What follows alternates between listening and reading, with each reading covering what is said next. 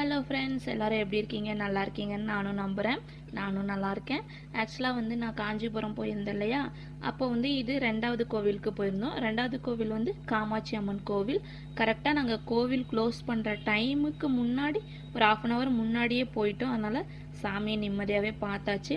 இது நாங்கள் ஆட்டோவில் இருக்கும்போது பாப்பா தண்ணி கேட்டாங்களா, அதனால் அவங்களுக்கு கொஞ்சம் கொடுத்துட்டு அப்படியே இந்த ரோட்லலாம் பார்த்துட்டு இருக்கும்போதே நிறைய குட்டி குட்டி நிறைய கோவில் இருந்துச்சு. அதுக்குள்ளேயே கோவிலுக்கு போகணுன்னு ஆசையாக இருந்துச்சு. ஏன்னா அந்தளவுக்கு அந்த கோவில் கோபுரம் அப்புறம் ஃப்ரண்ட்டில் எல்லாமே சூப்பராக இருந்துச்சு. அதனால தான் காஞ்சிபுரம் போனாவே கண்டிப்பாக சேரீ எல்லாம் வாங்குவாங்க. எனக்கும் ஆசையாக தான் இருந்துச்சு. பட்டு ஹஸ்பண்ட் கிட்ட நான் கேட்கல. சரி, ஓகே, நெக்ஸ்ட் டைம் வரும்போது வாங்கிக்கலாம் அப்படின்னு சொல்லிட்டு நானும் வந்துட்டேன். அதில் ஆட்டோக்கார அண்ணா கிட்ட விசாரித்து பார்க்கும்போது அவர் சொன்னார், இந்த மாதிரி காஞ்சிபுரத்தில் நிறைய கோவில்கள் இருக்குது. அது இல்லாமல் பெரிய கோவில் ஒரு 1000 இருக்குது. அது கூட சின்ன கோவில்லாம் நிறையா இருக்குது அப்படின்னு சொல்லியிருந்தார். சரி, நெக்ஸ்ட் டைம் வரும்போது ட்ரை பண்ணி பார்க்கலாம். இப்போ நாங்கள் ஆட்டோவில் கிளம்பிட்டோம் காஞ்சிபுரம் கோவிலுக்கு போகிறதுக்கு. நம்ம பஸ் ஸ்டாண்ட்லேருந்து பக்கத்தில் தான் இருக்குது காமாட்சி அம்மன் கோவில். ஸோ சீக்கிரமாகவே வந்தாச்சு. கோவிலுக்குள்ளே என்ட்ரன்ஸ் ஆனவுடனே அந்த கோபுரம் நல்லா ஜெகஜோதியாக கோல்டன் கலரில் சூப்பராக இருந்துச்சு. நல்லா என்ஜாய் பண்ணி பார்த்துட்டு இருந்தோம். அப்புறம் கோவிலில் பயங்கர கூட்டம். எப்படியோ ஒன்று சாமியை அடித்து பிடிச்சி பார்த்துட்டு நாங்கள் வெளியே வந்துட்டோம். வெளியே வந்துட்டு கோவிலுக்குள்ளே என்ன பண்ணாங்க அப்படின்னா, பாப்பாவுக்கு நோட்டு, பென்சில், புத்தகம்லாம் கொடுத்தாங்க.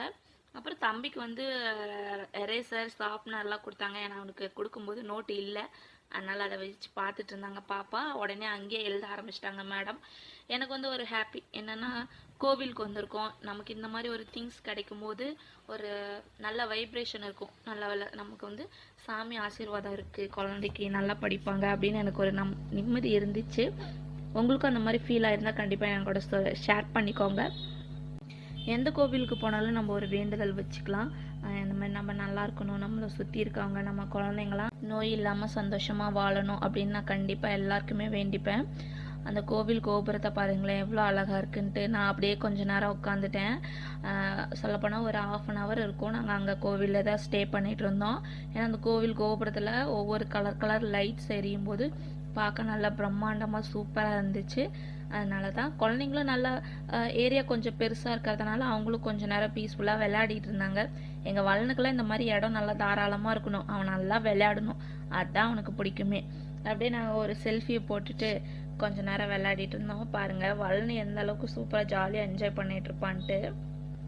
என் பொண்ணை என்னையும் என் ஹஸ்பண்டையும் ஒரு ஃபோட்டோ எடு அப்படின்னு சொன்னால் என்ன பண்ணுற பாருங்கள், ஃபோனை வச்சுக்கிட்டு அங்கேயே தான் நின்றுட்டு இருக்குமே தவிர போய் ஒரு ஃபோட்டோ எடுக்கலாங்கிறது ஒரு மைண்டில் யோசனையே இல்லை மேடம்க்கு. அப்படியே நின்றுட்டுருப்பாங்க.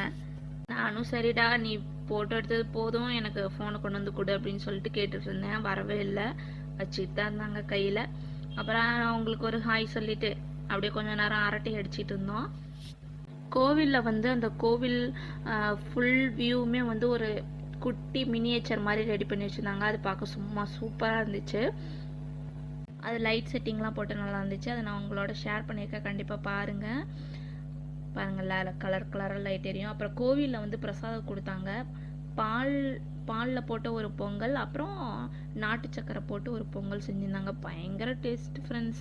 அப்படியே நல்லா க்ரீமியாக சூப்பராக இருந்துச்சு. எங்கள் வளனுக்கு அவ்வளோவா ஸ்வீட் ஐட்டம்ஸ்லாம் பிடிக்காது, அதனால் அவர் சாப்பிடல.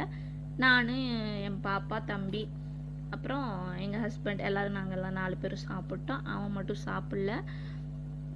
நாங்கள் இதெல்லாம் முடிச்சுட்டு வீட்டுக்கு கிளம்புறதுக்கு ஒரு எவ்வளோ நேரம்னா ஒரு 10-11 மணிக்கு மேலே ஆயிடுச்சு. அப்புறம் நாங்கள் கொஞ்ச நேரம் அந்த தெப்ப குளம்லாம் பார்த்துட்டு இருந்தோம். அந்த டைம்லேயே கோவில் க்ளோஸ் பண்ண போகிறதா எங்களுக்கு ஒரு நியூஸ் வந்துச்சு. சரி, ஓகே, நம்ம கொஞ்ச நேரம் குழந்தைங்கள வச்சு என்ஜாய் பண்ண வைக்கலாம் அப்படின்ட்டு. தண்ணினாவே குழந்தைங்களுக்கு ஒரு ஜாலியாக இருக்கும் இல்லையா, அதனால் அவங்களும் நல்லா எட்டி பார்த்துட்டு இருந்தாங்க. எனக்கு இருந்தாலும் ஒரு பயம், பாப்பாவே எதுவும் விழுந்துருவாளோ என்னன்ட்டு. அதனால் போய் பக்கத்தில் பிடிச்சிக்கிட்டேன். பாருங்கள் இவ்வளோ தண்ணி இருக்குன்ட்டு. இந்த தண்ணியில் அந்த கோபுரம் அவ்வளோ அழகாக மின்னுச்சு.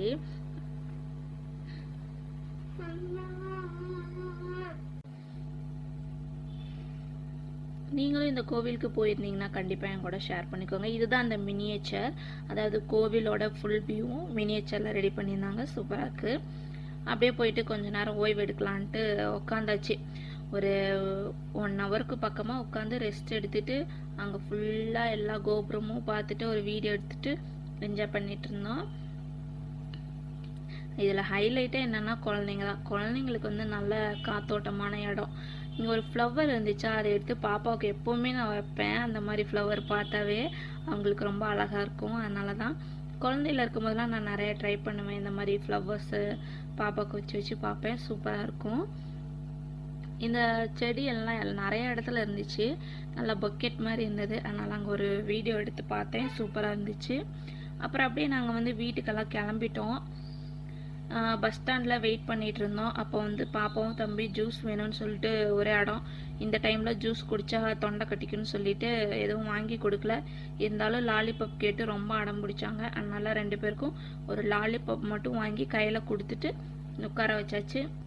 நம்ம காஞ்சிபுரம் பஸ் ஸ்டாண்டு வந்தாச்சு. கோவில்லேருந்து ஒரு 10 மினிட்ஸ் தான்.